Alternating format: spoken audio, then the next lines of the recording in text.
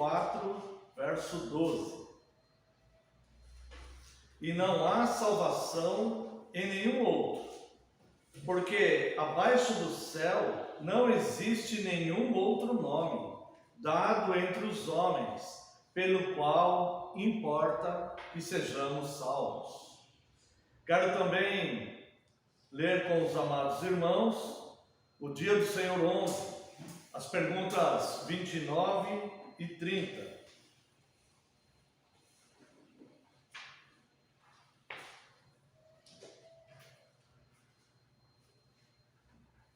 Pergunta 29. Por que razão o Filho de Deus é chamado de Jesus e quer dizer Salvador? Porque Ele nos salva de todos os nossos pecados, e porque em nenhum outro devemos buscar ou podemos encontrar salvação. Pergunta 30. Aqueles que buscam com fervor a sua salvação ou bem-estar nos santos, em si mesmos ou em outra coisa qualquer, também creem no único Salvador Jesus? Resposta: não. Embora se gloriem nele com palavras, eles, na verdade, negam a Jesus como o único Salvador. Pois das duas coisas, só uma é verdadeira. Ou Jesus é um Salvador incompleto, ou aqueles que pela verdadeira fé aceitam esse Salvador, têm que achar nele tudo o que é necessário para a salvação. E quero ainda convidar os amados irmãos para a leitura na carta do apóstolo Paulo aos Romanos, capítulo 10, leremos a partir do verso 13.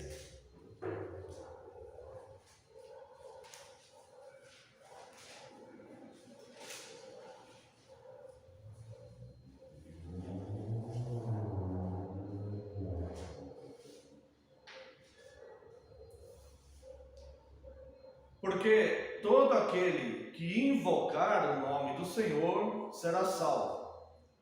Como, porém, invocarão aquele em quem não crer? E como crerão naquele de quem nada ouviram? E como ouvirão se não há quem pregue? E como pregarão se não forem enviados? Como está escrito: quão formosos são os pés dos que anunciam coisas boas. Mas nem todos obedeceram ao Evangelho. Pois Isaías diz: Senhor, quem acreditou na nossa pregação? E assim a fé vem pela pregação, e a pregação pela palavra de Cristo. Mas pergunto: porventura não ouviram? Sim, por certo. Por toda a terra se fez ouvir a sua voz e as suas palavras até os confins do mundo. Pergunto mais: porventura não terá chegado isto ao conhecimento de Israel?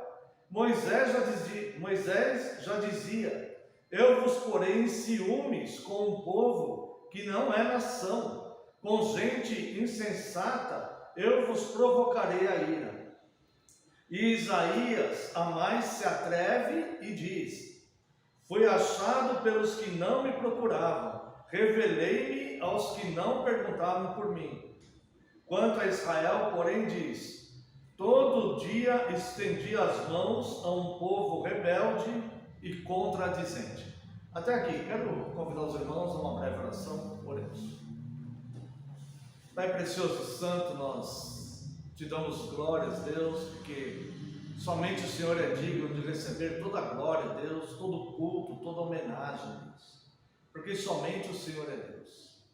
Neste momento de culto, estamos agora diante da Tua Santa Palavra, e eu rogo a Ti, Deus, que envie Teu Santo Espírito, Senhor, que nos ilumine a Tua Palavra revelada, que nos ensine, Deus, as Tuas coisas, que nos instrua, Deus, naquilo que o Senhor desejar para esta manhã, que nós entendamos, que nós aprendamos, e que o Senhor, Deus, governe totalmente, porque a partir deste momento, Deus, que seremos instruídos, nós aprenderemos como adorar o Senhor da forma que o Senhor deseja ser adorado, em espírito e em verdade, com as nossas próprias vidas.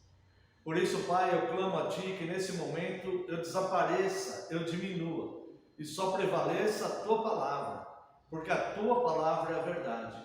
E tudo que for dito, Deus, pelos meus lábios, seja dito somente pelo Teu Santo Espírito, Deus, com a Sua expressa autorização. No nome santo e poderoso de Jesus é que oramos. Amém, Senhor. Amada Igreja do Senhor Jesus Cristo, venho vos proclamar o único Salvador. O Catecismo agora nos apresenta a seção do Credo Apostólico, que professa a nossa fé no Filho de Deus. Sabemos que o Filho de Deus é chamado Jesus. E a pergunta 29 diz: por que é chamado Jesus, que quer dizer Salvador? Ora, se há necessidade de um Salvador, é porque existe um perigo. Ninguém precisa de um Salvador se não estiver correndo algum perigo, correndo algum risco. Quando alguém está se afogando, há necessidade de um salva-vidas que venha para salvá-lo. Quando alguém está soterrado sob destroços, há necessidade de um grupo de salvamento que venha salvá-lo dessa situação adversa. Quando alguém está perdido, há necessidade que alguém o encontre e o salve. Mas para que um Salvador para alguém que está apenas vivendo neste mundo? Porque existe um perigo gravíssimo chamado pecado.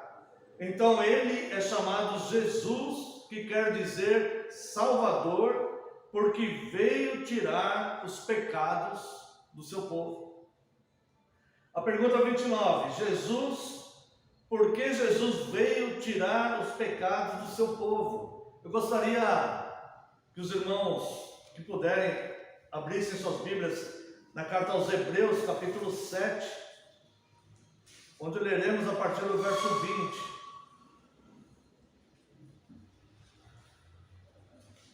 Carta aos Hebreus, capítulo 7, a partir do verso 20. E visto que não é sem prestar juramento, porque aqueles sem juramento são feitos sacerdotes, mas este com juramento por aquele que lhe disse: o Senhor jurou e não se arrependerá, tu és sacerdote para sempre. Por isso mesmo Jesus se tem tornado fiador de superior aliança. Ora, aqueles que são feitos sacerdotes em maior número, porque são impedidos pela morte de continuar. Este, no entanto, porque continua para sempre, tem o seu sacerdócio imutável. Por isso também pode salvar totalmente os que por ele se chegam a Deus, vivendo sempre para interceder por eles. Com efeito, nos convinha um sumo sacerdote como este, santo, inculpável, sem mácula, separado dos pecadores e feito mais alto do que os céus, que não tem necessidade, como os sumos sacerdotes, de oferecer todos os dias sacrifícios, primeiro pelos seus próprios pecados, depois pelo pecado do povo, porque fez isto uma vez por todas, quando a si mesmo se ofereceu. Porque a lei constitui sumos sacerdotes a homens sujeitos à fraqueza, mas a palavra do juramento, que foi posterior à lei, constitui o Filho perfeito para sempre. Ou seja, Jesus veio tirar os pecados do povo de uma vez por todas. Ou seja, não existe uma outra forma de nós encontrarmos regeneração senão em Cristo. E Cristo se manifesta através dessa palavra. Agora entenda isso, o próprio Deus fez um juramento sobre isso. O Deus que não muda e que é fiel, fez um juramento sobre isso. Falou assim, olha, eu juro, e como Deus não há ninguém superior a Ele, a quem jurar, Ele jura por si mesmo. Eu juro que constituirei um sumo sacerdote eterno para vocês, que tirará totalmente o seu pecado. Agora note, este sumo sacerdote é maior do que os céus. Não há dificuldade nenhuma nele em conduzir o pior dos pecadores para o reino dos céus, pois ele mesmo é maior do que o próprio céu. Então, irmãos, a primeira coisa que nós entendemos aqui é que nós precisamos urgentemente de salvação. Não porque estamos nos afogando na água, subterrados em destroços, mas nós estamos sendo sufocados por nós mesmos, pelas tendências deste mundo. Hoje em dia, irmãos, existe um imediatismo no mundo, principalmente movidos pelas redes sociais, celulares, computadores. As pessoas estão cada vez mais distantes de Deus. O celular, o computador, é como se fosse um freezer. O povo de Deus é como aquele que tem que ficar no forno a lenha, raiz, aquecido. Não digo nem micro-ondas de alta tecnologia, não. O povo de Deus é aquele que tem que ficar no forno a lenha mesmo, aquecido ali. Sabe quando bom, o pessoal mais novo não sei, mas quando se fazia um café, que deixava aquela chaleira no forno a lenha ali, o café ficava quentinho o tempo todo ali. O povo de Deus é assim. Celular, computador, redes sociais são freezer, que nos congelam, que nos afastam de Deus, que nos esfriam da fé, que vão nos tornando insensíveis às coisas de Deus o tempo todo. Cada vez menos a gente tem interesse pelas coisas de Deus. Leitura das Escrituras, oração, a nossa devocional diária. Irmãos, há cristãos hoje que passam dias e dias sem lerem a Bíblia. Há cristãos hoje que não oram mais. Há cristãos que levantam e não ajoelham para adorar a Deus. Há cristãos que vão dormir e não se ajoelham para adorar a Deus. Esses cristãos estão longe de serem cristãos raiz. Eles estão longe do forno, do fogão a lenha. Eles estão próximos do freezer. E serão de fato congelados ali.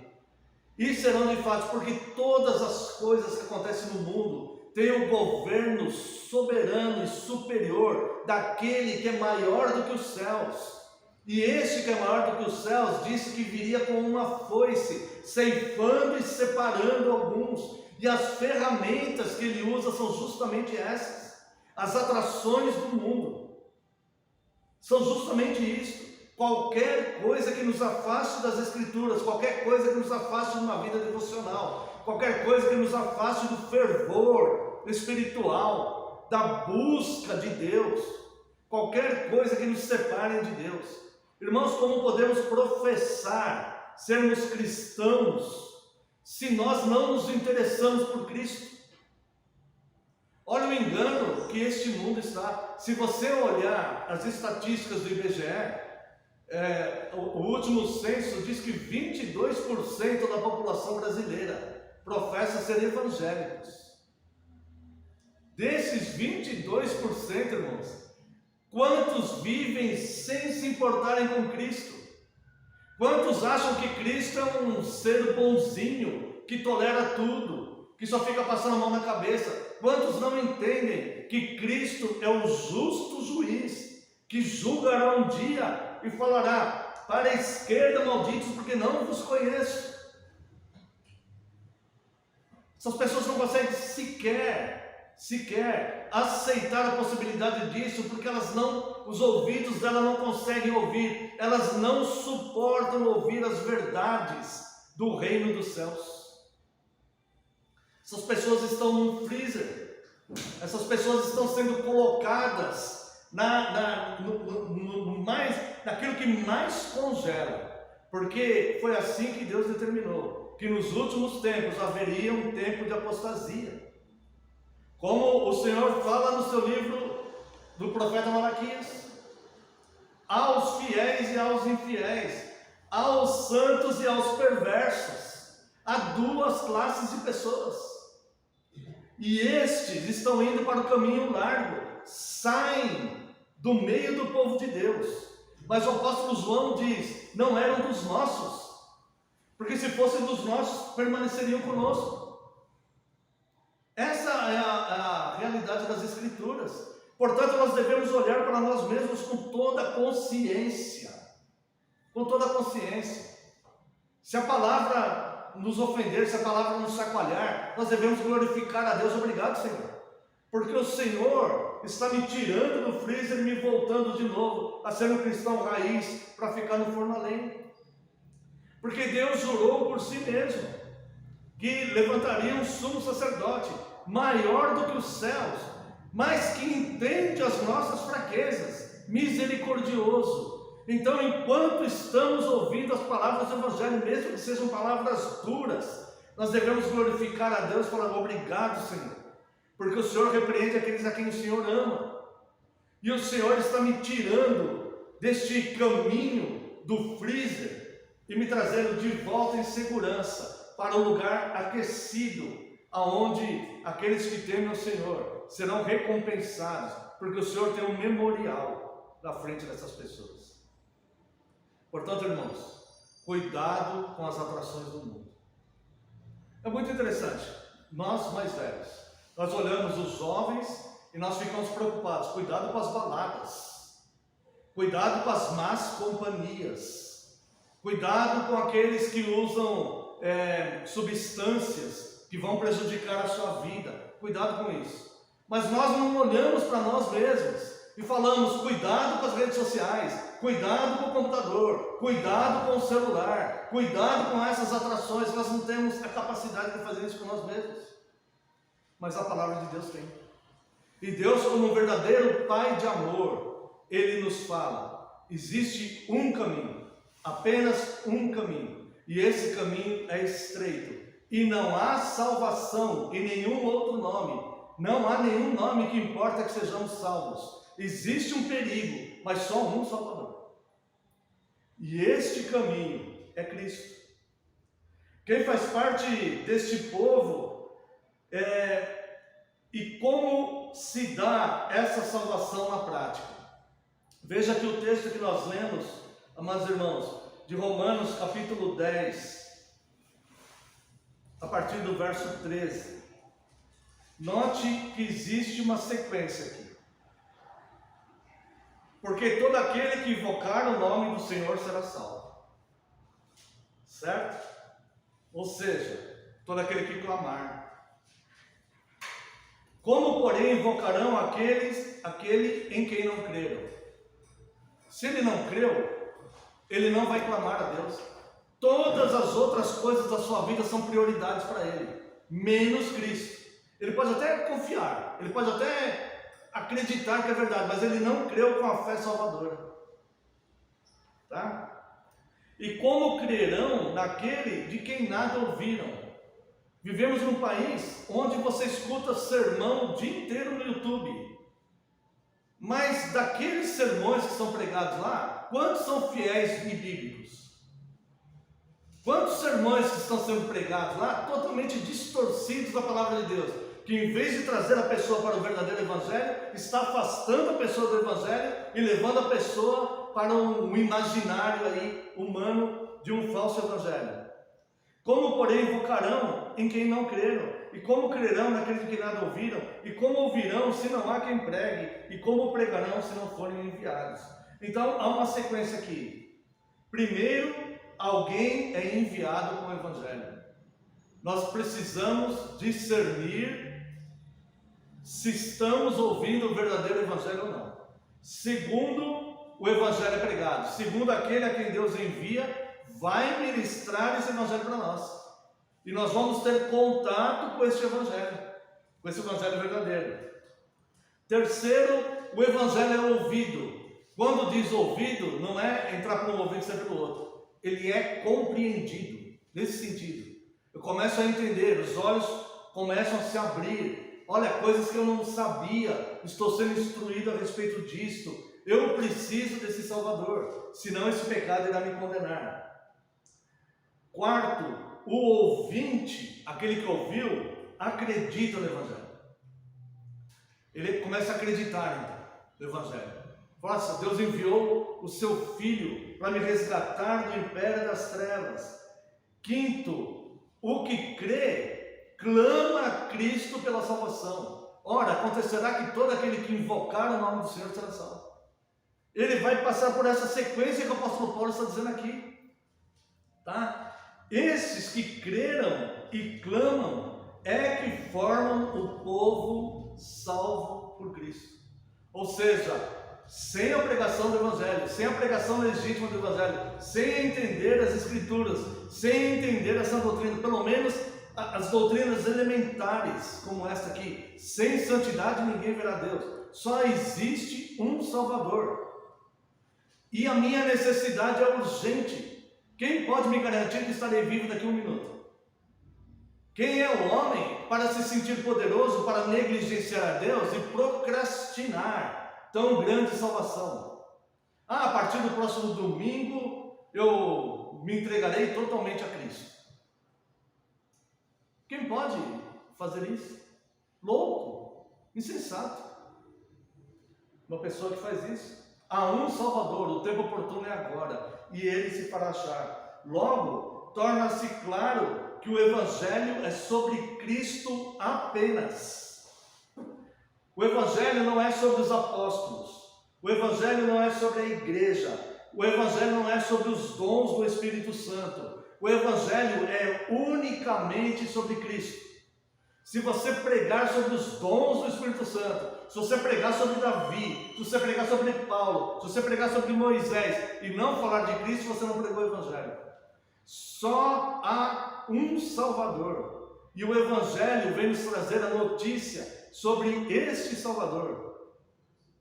E a nossa necessidade é urgente, mesmo que os nossos olhos estejam fechados. Mas só há um caminho para chegar a esse Salvador, que é o que está escrito aqui. Porque todo aquele que invocar o nome do Senhor será salvo. Ele fala do efeito. Agora, como que nós chegamos lá?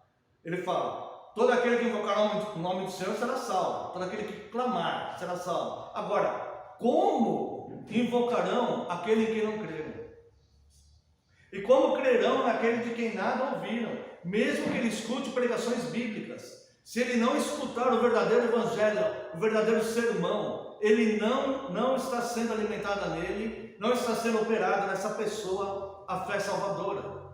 Ela tem que buscar uma igreja fiel e pregadores fiéis. Como, porém, invocarão aquele em quem não creram? E como crerão em quem nada ouviram? E como ouvirão se não há quem pregue? Se as pessoas ficam pregando sobre Sansão, Davi, Golias e Dalila, mas não pregam a Cristo,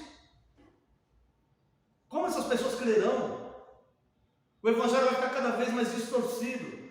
E como pregarão se não forem enviados? Ou seja, Deus vai enviar o Evangelho para aqueles a quem Ele vai salvar. E como pregarão se não forem enviados? Como está escrito, quão formosos são os pés dos que anunciam coisas boas. Ao ouvir o verdadeiro sermão, não endureça o seu coração. É simples assim. Aceite a palavra de Deus que está sendo generosamente ministrada no teu coração. Aceite as advertências e ameaças que o Senhor Deus generosamente faz na sua palavra, para que a gente possa entender a gravidade da nossa negligência. É assim. O Evangelho é isso. Senhor, me submeto ao Senhor. Me perdoe pelas minhas negligências. Me perdoe porque fui soberbo, achando que posso deixar para depois. Perdão porque eu já fiz isso. Me perdoe, Senhor. Agora os meus olhos podem ver. É como Jó fala, né? Eu sei que meu Redentor vive. Antes eu conhecia só de ouvir, mas agora os meus olhos te veem. Houve um tempo oportuno na vida de Jó, para que ele abrisse os olhos. Então, o que é o Evangelho? Veja aqui, amados irmãos, em 1 Coríntios, capítulo 15. verso 1. Irmãos, venho lembrar-vos o evangelho que vos anunciei. Olha só o que Paulo falou para os Coríntios. Venho lembrar vocês, eu já anunciei o evangelho para vocês, mas eu venho lembrar o evangelho que eu anunciei para vocês, o qual recebeste e no qual ainda perseverais. Por ele também sois salvos. Preste muita atenção, não pouca, muita. A tua vida se fundamenta aqui. Para um assunto sério, nós devemos dar seriedade e ouvir com seriedade. Por ele também sois salvos, pelo evangelho. Se retiverdes a palavra, tal como vou-la preguei, a menos que tenha crido em vão. Se você conservar a palavra como os apóstolos ensinaram, com fidelidade bíblica, quando você recebeu, quando alguém pregou o evangelho para você, com fidelidade nas escrituras, é assim que você deve perseverar até o fim da sua existência, e não se deixar por esses perigos que estão hoje nas redes sociais, na televisão, nos vizinhos, nos amigos, nos parentes, que estão perdidos no evangelho falso. É como Noé antes do dilúvio. Há uma mensagem que vocês não creem. É como Jeremias antes do cativeiro babilônico. Há uma mensagem de Deus aqui que vocês não creem. Vocês preferem dar ouvidos aos falsos profetas, que têm palavras doces. Mas o apóstolo Paulo está dizendo: por ele, pelo evangelho, também sois salvos, se retiverdes a palavra, tal como vou-la preguei. A menos, olha aqui, irmãos, olha isso aqui me enche de temor. A menos que tenhais crido em vão. Virou as costas para Cristo, calcou aos pés o sangue da aliança, pisou na misericórdia de Cristo, que enviou alguém para pregar o evangelho para você.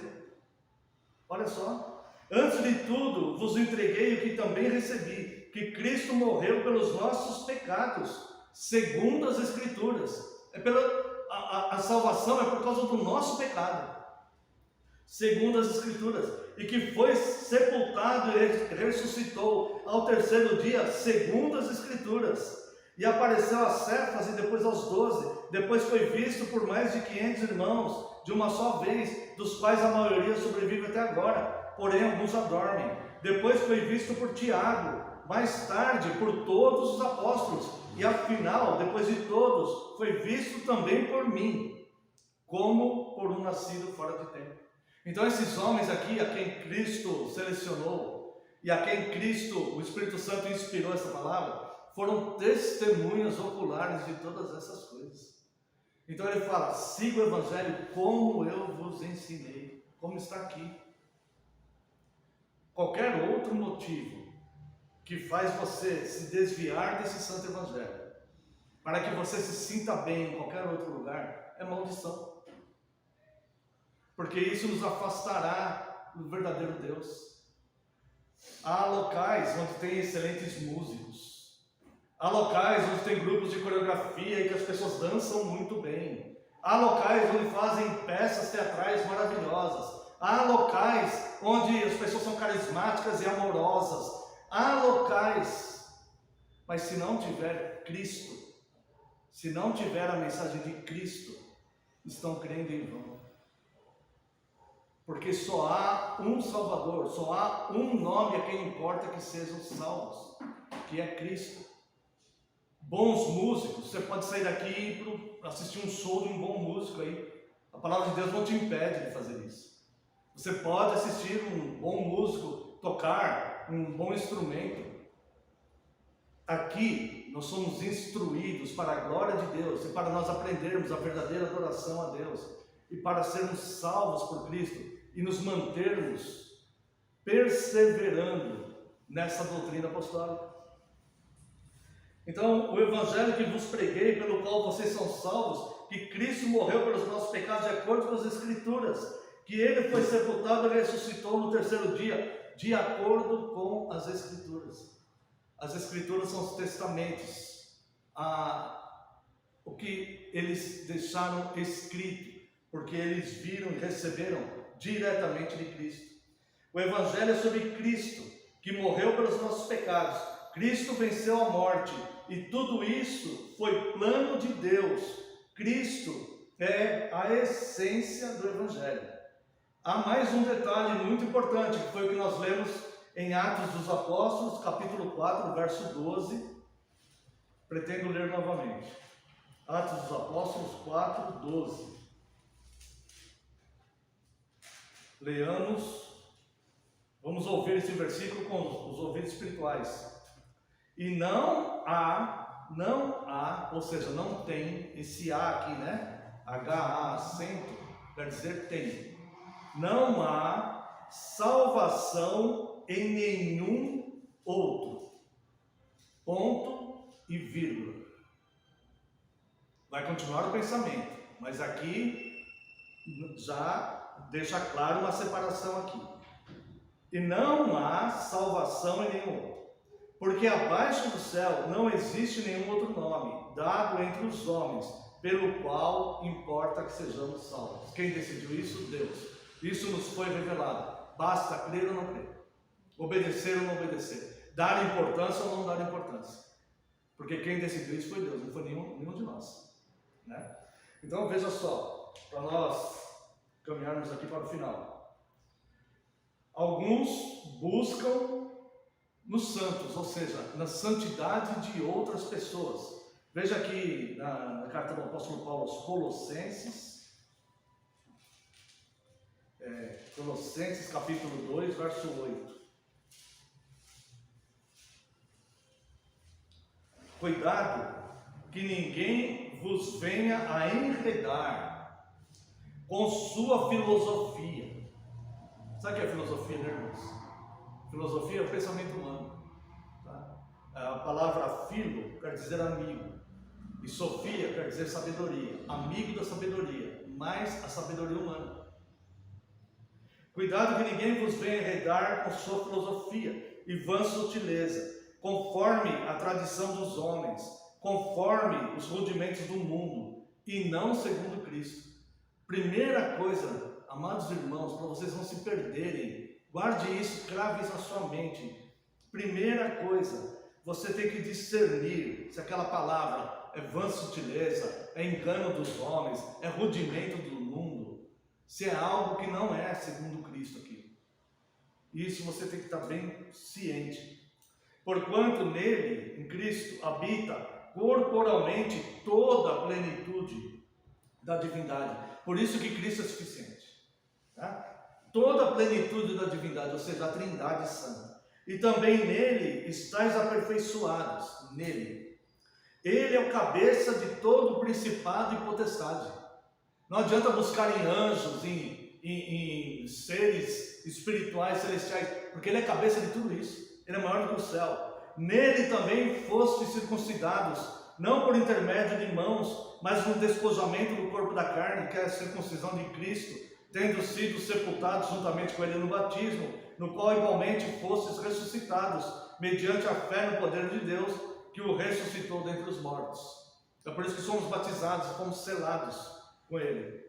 E a vós outros que estáveis mortos pelas vossas transgressões e pela incircuncisão da vossa carne, vos deu vida juntamente com ele, perdoando todos os nossos delitos. Não importa o que você fez, foi perdoado. Você não pode sair dele, não pode crer em vão. Você tem que crer e perseverar, porque todos os teus erros, por pior que tenha sido, foi perdoado nele. E tendo cancelado o escrito de dívida que era contra nós, e que constava de ordenanças, a qual nos era prejudicial, removeu inteiramente encravando na cruz. Ou seja, não é mais por obras nenhuma. Aquilo tudo foi encravado na cruz, nós só temos gratidão a Deus.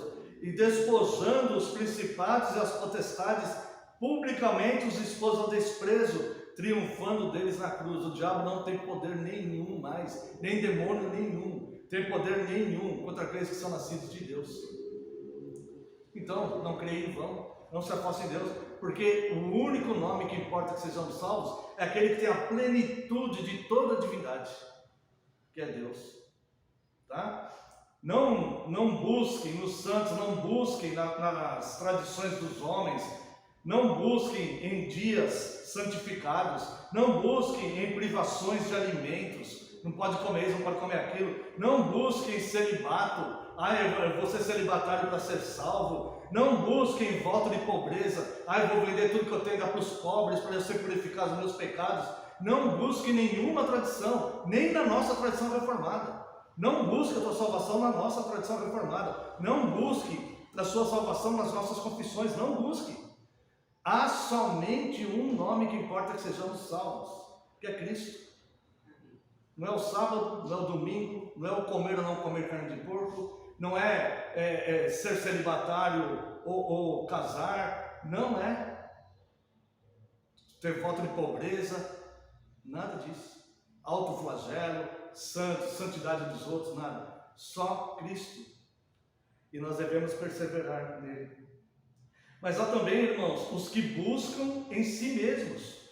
Veja aqui em Mateus capítulo 15, verso 19.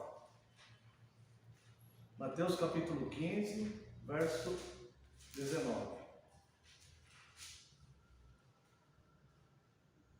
Porque do coração procedem maus desígnios, homicídios, adultérios, prostituições, furtos, falsos testemunhos, blasfêmias. São essas as coisas que contaminam o homem. Mas o comer sem lavar as mãos, que nem os fariseus falavam que era pecado, comer sem lavar as mãos, isso não contamina. O que contamina é o que sai de dentro do homem, o que está no coração do homem. Então não busque salvação, eu vou lavar a mão antes dos alimentos, ou qualquer outra regra asséptica dessas. Filipenses 3,19.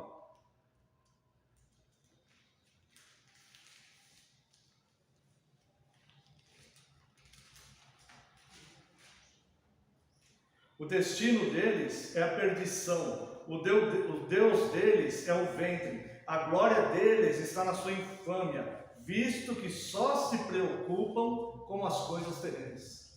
Aquele que só se preocupa com o seu bem-estar pessoal, com as coisas terrenas, com as coisas deste mundo, o Deus dele é o próprio ventre, mesmo que ele fale que ele é cristão.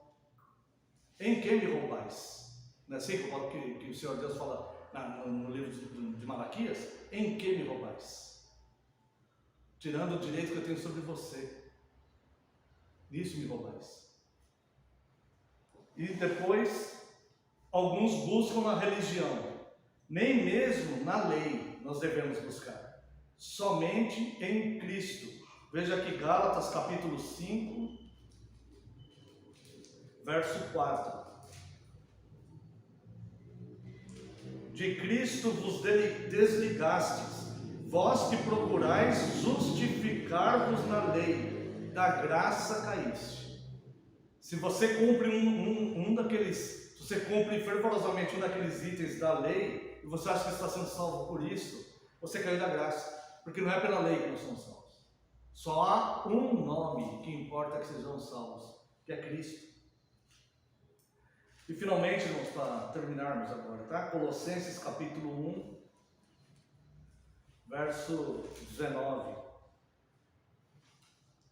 Porque aprove a Deus que nele residisse toda a plenitude, e que havendo feito a paz pelo sangue da sua cruz, por meio dele reconciliasse consigo mesmo, todas as coisas, quer sobre a terra, quer nos céus. E a vós outros também, que outrora éreis estranhos e inimigos no entendimento, pelas vossas obras malignas. Essas obras malignas aqui que falam, é maligna de maldade mesmo, não tem nada a ver com o diabo não, é obra da carne, é a pessoa mesmo fazendo essas obras malignas, né? E a vós outros também, que outrora éreis estranhos e inimigos do entendimento, pelas vossas obras malignas, agora, porém, vos reconciliou no corpo da sua carne. Agora nós somos parte do corpo dele, mediante a sua morte, para apresentar-vos perante ele santos, inculpáveis e irrepreensíveis. Agora olha só, se é que permaneceis na fé, é só o que perseverar que vai ser salvo. Se é que permaneceis na fé, alicerçados e firmes, não vos deixando afastar da esperança do Evangelho, que ouvistes e que foi pregado a toda criatura, debaixo do céu, e do qual eu, Paulo, me tornei ministro. Depende a cada um de nós desenvolver a nossa salvação com esses cuidados. Não vai adiantar chegar lá diante de Cristo e falar, não, mas o pastor que estava lá na igreja, não, mas o irmão que estava lá na igreja, não, mas é por causa disso e por causa daquilo, não vai adiantar nada. Compete a cada um de nós desenvolver a nossa salvação. Ou seja, o justo viverá pela fé, pela mudança da renovação da nossa mente. Salvação só através de Cristo. Por fim, eu quero contar uma pequena ilustração. Durante a Segunda Guerra Mundial, os soldados, as famílias que tinham filhos, que foram, isso nos Estados Unidos, né? As famílias que tinham filhos que foram para a guerra, eles colocavam uma estrela na casa. E um pai estava caminhando por uma rua que não tinha saída e que dava para um campo, assim, isso é um fato real. E esse homem, ele descreveu isso, né? O diálogo dele com o filho dele. E eu li isso num livro muitos anos atrás. E ele estava passando com o filho e o filho perguntou, pai, durante o período da guerra, pai, por que algumas casas têm uma estrela pendurada na casa e as outras não? E o pai explicou, falou assim, olha filho, é porque essas casas que têm estrela, eles deram um filho para lutar pelo nosso país, para nos libertar, né, do nazismo, e então eles deram um filho para lutar por nós. E eles foram andando e o menino falava, olha pai, outra casa ali também deu um filho, olha pai, aquela casa ali também deu um filho. E quando eles chegaram no final da rua, isso que estava um terreno aberto assim, e tinha uma única estrela no céu. E o menino olhou e falou assim, olha pai, Deus também deu seu filho para libertar, né? E esse pai então, ele ficou impactado e acabou colocando isso no seu livro. E de fato, Deus deu seu filho amado para nos libertar. Basta nós perseverarmos, né, na obediência. Irmãos, eu apelo para vocês, nunca se deixem seduzir pelo falso evangelho, por tamanho de igrejas, por carisma de pastores, de pregadores, por grupos de louvor, por jogo de luzes, por qualquer outro atrativo, Você tem que verificar duas coisas: se há fidelidade na pregação bíblica, se há uma liturgia fiel às Escrituras e se há amor. A marca de Deus, a marca maior de Deus, não são os milagres, as manifestações sobrenaturais, as técnicas de se manter fiel sem falar heresia, as técnicas doutrinárias e litúrgicas. A marca de Deus é o amor. Pode ter toda a liturgia, pode ter toda a questão doutrinária, se não tiver amor, Cristo não está lá, porque a marca de Deus é amor. Então eu apelo aos irmãos, discernam Cristo, aonde Ele está, e persevere na santa palavra e na obediência. Amém. Que Deus abençoe. Quero